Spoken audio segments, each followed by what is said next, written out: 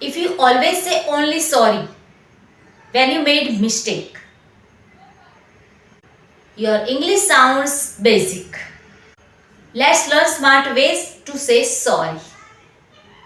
ચાલો સોરી બોલવાની બેટર રીત શીખીએ. We see first basic level. Sorry.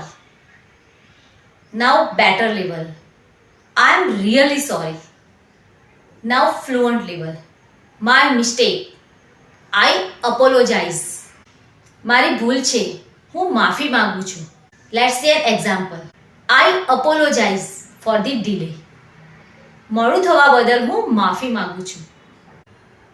So friends, fluent people don't just say sorry. They say it politely. Polite English means strong personality. Write in comment day for done. Practice કરો fluency આવશે. We will meet tomorrow.